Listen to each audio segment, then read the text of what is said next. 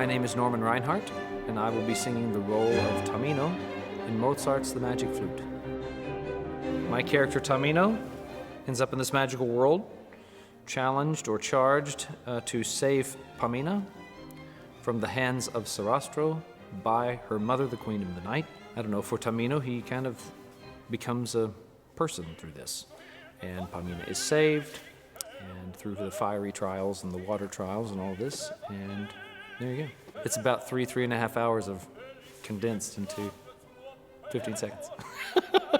Getting into character for this particular production as opposed to a different one is actually a little different because of the nature of how this one is built and put together. Actually, one of the challenges is finding the overlaps between, okay, how do I make this character real in this context? And so it's a great challenge.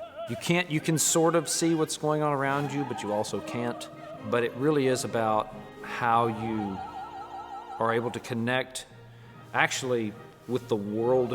It's funny how you connect with this wall because you're a part of this world and it's not the normal setting. So, and then connecting to the other characters around you, that there's always a lot of distance.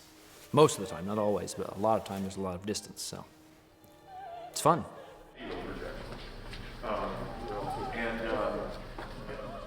I really love this team. Eric Friedman, who's directing, I think he is just doing a wonderful job helping everybody find their own physicality and find their own character within this world. And that is not an easy thing to do. And so I think the creative team the coaches, everybody is just fantastic.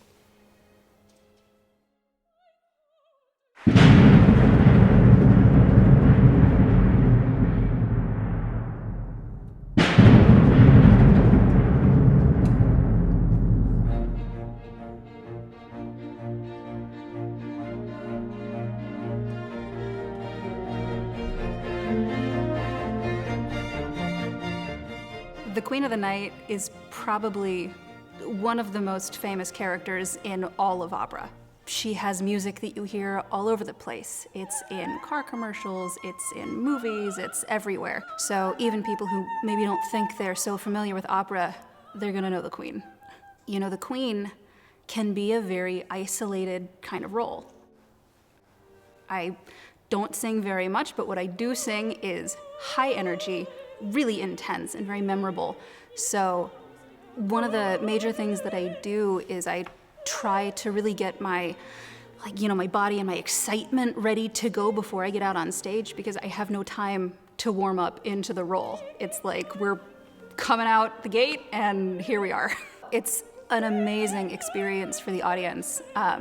So I've done this production before, which is good because I'm used to the harnesses and I'm used to the physicality involved in this. And I think one of the most interesting distinctions is that what the audience sees is really not what I get to feel or experience. So for instance, a lot of my footage, I'm a giant, weird skeletal spider thing, that's projected across the entire breadth of the stage. And it looks so active to the audience. There's so much visually going on and musically going on that it melds really beautifully. But in reality, I am standing as still as I possibly can in order to give the projections a nice, smooth canvas to be projected onto. The reason that the Queen's aria is so complex, for the video portion of it, you can see all of the cues that I have in my book, is the only part of the actual singer that we see is this little part of her head. The rest of her is covered in what we call her cocoon, which is just like a big white costume that covers her entire body. So essentially, we are doing all of her staging. This production is very special to me. It's been a real joy to revisit it. This is actually the 4th time that I have worked on this specific show. The first time here in Houston, but I've done it in a few other cities before coming here. And so it's nice to be able to see all of the video again and kind of revisit a production that really is so dear to my heart. To prepare to start working on this show, I prepared the entire score, which is what I call off of. So we have a great partnership with our IATSE union, which are the stagehands. He is the one that is actually pushing the button that triggers the video cues to happen. And I say the word go 729 times for him to make that happen. We had the luxury of having the entire set and the videos in the rehearsal room from the very beginning of the process. And so we got to really work on that precision of exactly when the cues happen, which has been a real relationship between myself and the singers and maestro and really all of everyone working on the production. It's so particular in every single thing that happens, and everything has to happen at exactly the right moment, from the Queen of the Night pointing her finger to when a bomb explodes. So having the set in the room, we really got to hone in on when these things happen so that it creates this seamless show for the audience that if I'm doing my job well, if the audience, by the middle of the show, forgets that there's video even happening and it just kind of washes over them. The animations that go into the video that is projected on the wall with the singers are actually all hand-drawn, and it took a number of years for them to be completed and then animated and then getting layered into the Catalyst program to then go onto the wall for the audience to see for the show. I think this production is so special, and I think that the audience reacts to it so well. It's taking a timeless opera and an opera that has been around for hundreds of years and updating it in a way that is very accessible for people. We're so inundated with movies and things that you see on a screen that's essentially bringing that opera in a kind of movie way.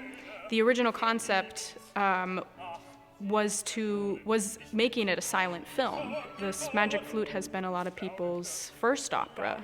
Tonight was wonderful. We had such an awesome time. My cousin's first time at an opera at all. It was amazing. Oh my gosh, tonight was just amazing, unlike any other opera I've ever been to, whether it's your first time, like this guy right here. First time? First time. I didn't know what to expect, and when you walk in that theater, it was something else. I think it's a great gateway into getting them to come see the Wagners and the Puccinis by making it fun and a lighthearted evening.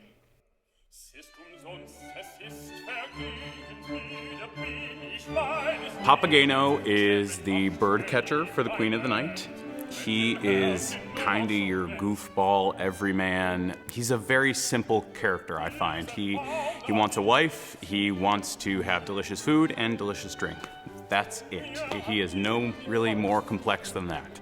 For me, the challenge really is getting into this stylized vaudevillian sort of clown style of acting.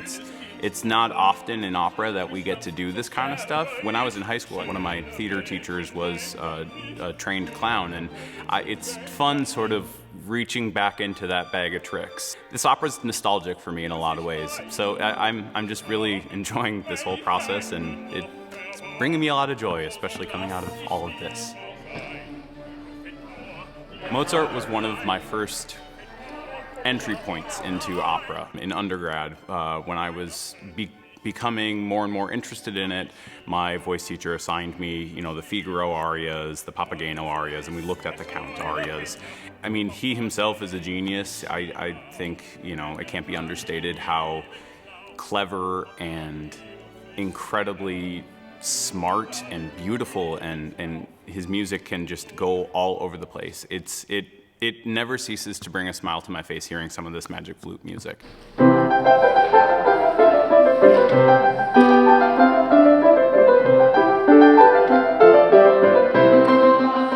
The challenge challenge for our singers, and indeed for me to an extent as conductor, is that they have to engage with figures on the projections, or a cat, or a dragon, or daggers being thrown at them. For the singers, the whole rehearsal process has been very different to a normal one. And for me too, I'm completely in awe of this production, and it's been absolutely everywhere. This is, I think, is its 75th revival. In 10 years, that's astonishing. Just sort of so many opera houses have sort of scooped it up, longing to do it, and it's brought so many people into the opera house who've never seen an opera before. And certainly, I think it's great for people of all ages, and particularly young people, because it sort of strikes so many chords. The silent movie chord, the cartoon chord, quite apart from the musical chord. My challenge in all of this is not just to have the music as beautiful and perfect as possible, and all our music rehearsals, straight music rehearsals, have been absolutely as normal.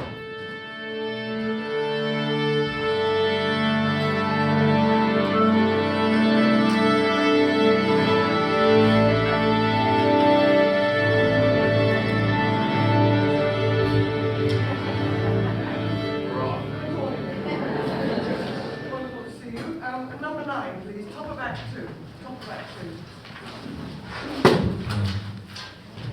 2. We've concentrated on, ensemble and balance and text and sound and all those things, and then together with the orchestra, balance, all those things again.